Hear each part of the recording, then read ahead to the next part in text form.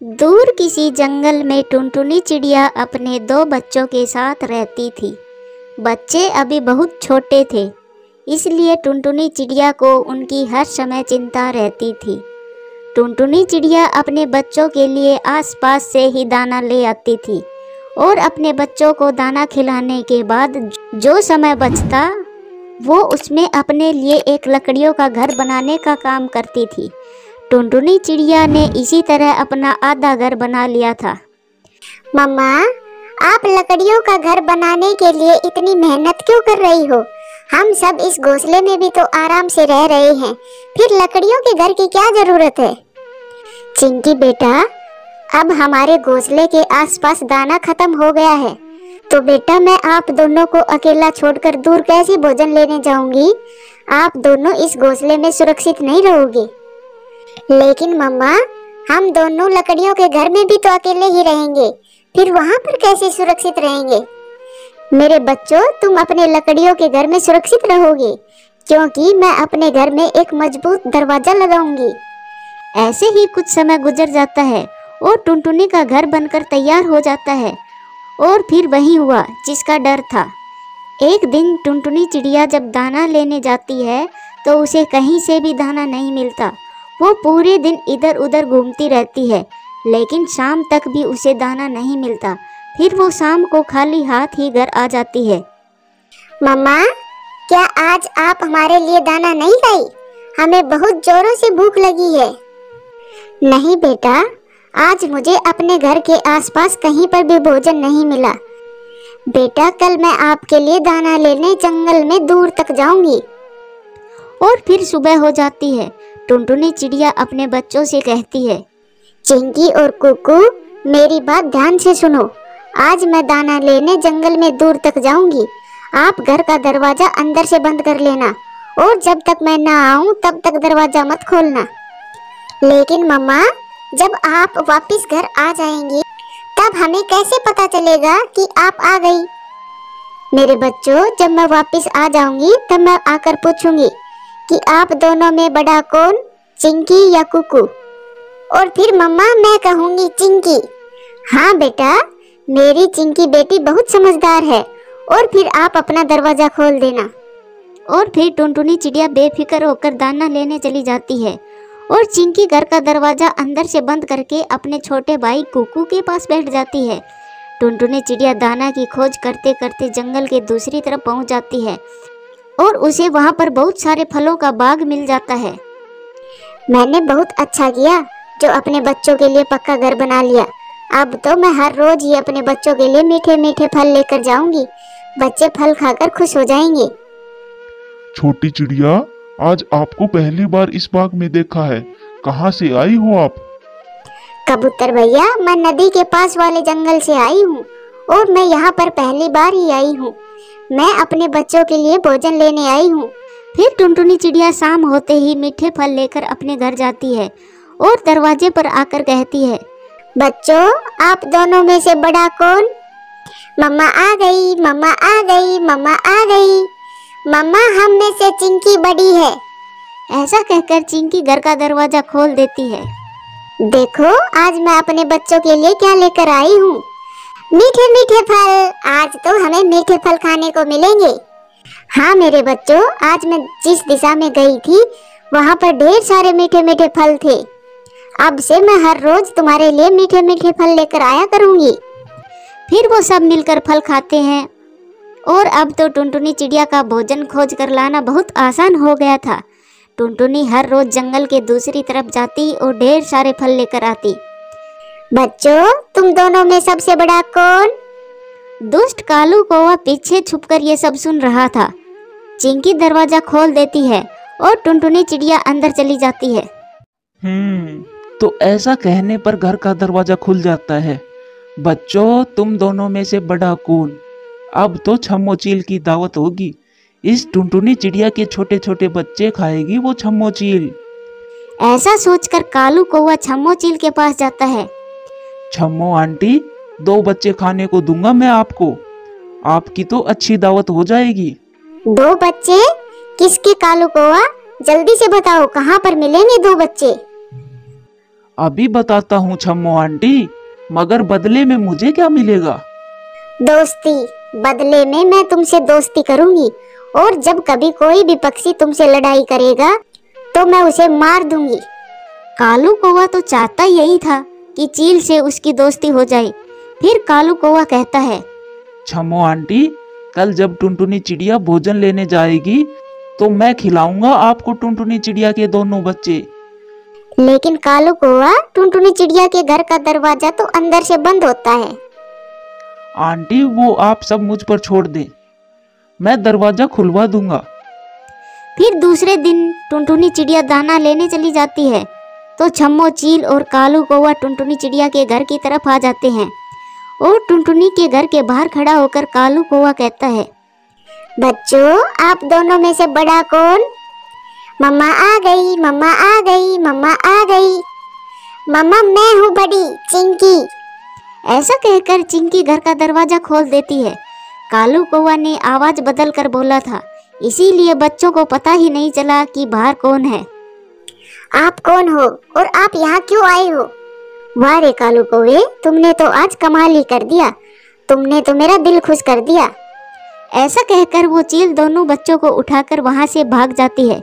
जैसे ही शाम होती है तो टुनटुनी चिड़िया अपने बच्चों के लिए मीठे फल लेकर घर वापस आ जाती है, मगर घर का दरवाजा खुला देखकर टुनटुनी डर जाती है। मेरे बच्चे कहाँ चले गए? मेरे बच्चे, चिंकी, चिंकी, कुकू, कुकू, कहाँ हो तुम दोनों? लेकिन वहाँ कोई नहीं था। कोई होता तो बोलता। फिर टुनटुनी चिड़िया रोने लगती है। उधर चील चिंकी और कुकू को अपने पुराने घोंसले में ले जाती है। चिंकी बहुत ज़्यादा समझदार थी। वो डरने की बजाय हिम्मत से काम करती है और अपने मन में एक योजना बनाती है कि कैसे अपनी और अपने भाई की जान बचाए। फिर चिंकी रोने लग जाती है और फिर थोड़ी ही देर बाद चिंकी हंसने लग जाती है।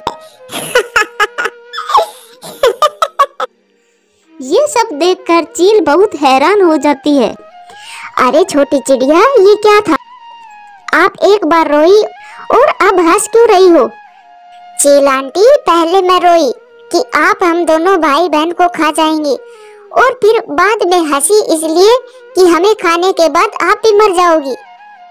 चिंकी की ये बात सुनकर वो छम्मो चील घबरा जाती है। तुम मुझे पागल मत बना, मैं मांस खोर हूँ और मैं हर रोज मांस खाती हूँ, फिर मैं मांस खाने से क्यों मरूंगी? चील आंटी, दरअसल हम दोनों भाई बहन को कैंसर की बीमारी है। जो भी हमें खाएगा भला वो कैसे बचेगा? कौवा अंकल तो आपको मारना चाहता है, इसीलिए तो कौवा अंकल आपको हमारे पास लेकर आया था, ताकि इस जंगल से आपका डर खत्म हो जाए। अच्छा, तो ये बात है।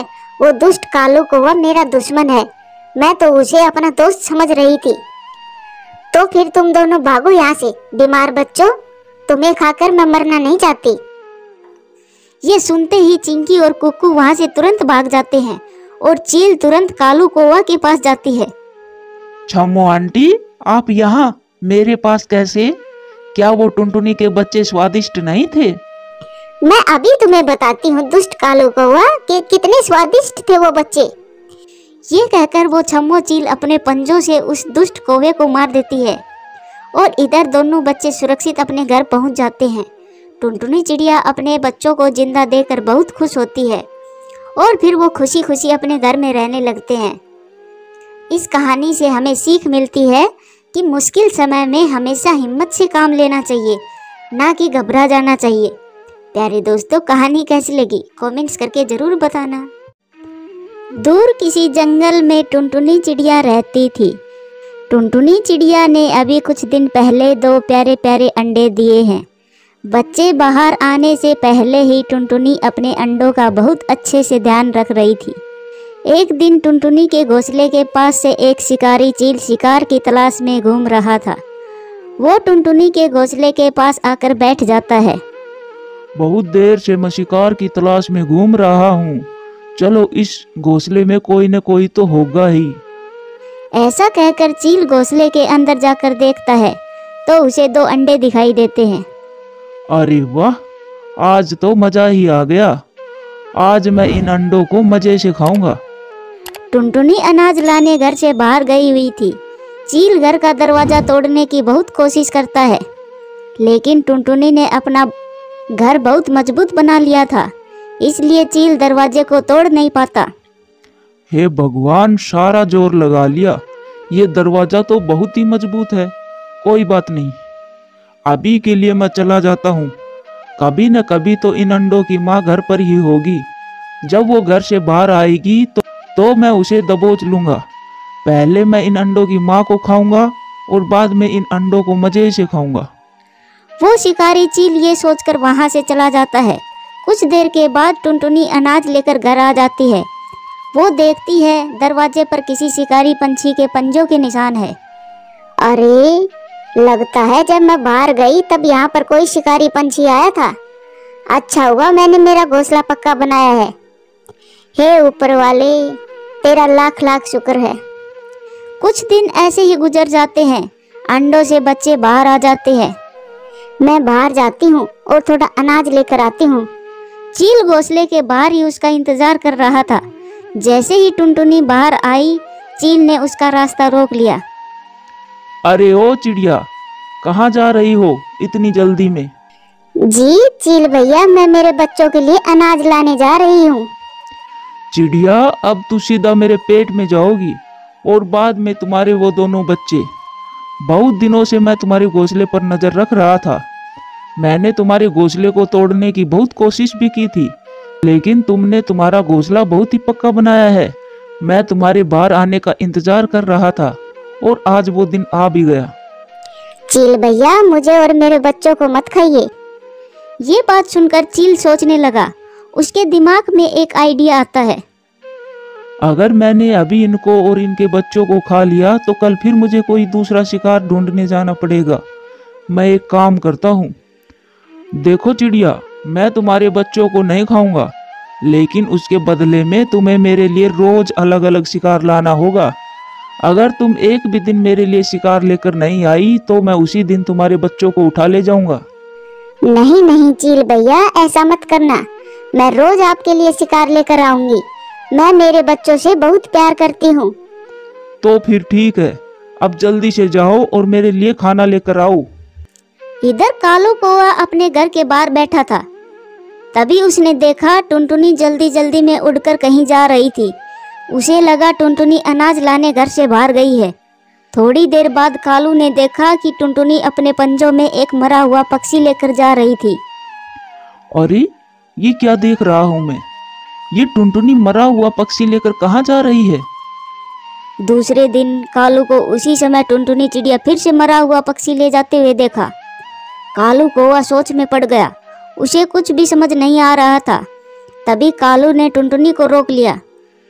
टुनटुनी चिड़िया, रुक जाओ। ये तुम क्या कर रही हो? मैं कल से तुम्हें देख रहा हूँ। तुम मरे हुए जानवर लेकर यहीं से जा रही हो। आखिर बात क्या है? टुनटुनी चिड़िया कालू कौआ को सारी बात बताती है।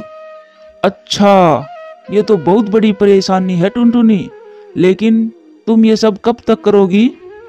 क्या करूँ कालू भैया, मुझे मेरे बच्चे बड़े होने तक ये करना होगा। अब मैं चलती हूँ। वो शिकारी चील मेरे घोंसले के ऊपर बैठा है। अगर मैं समय पर नहीं गई तो वो मेरे बच्चों को खा जाएगा। टुनटुनी चिड़िया का ये रोज का काम हो गया था।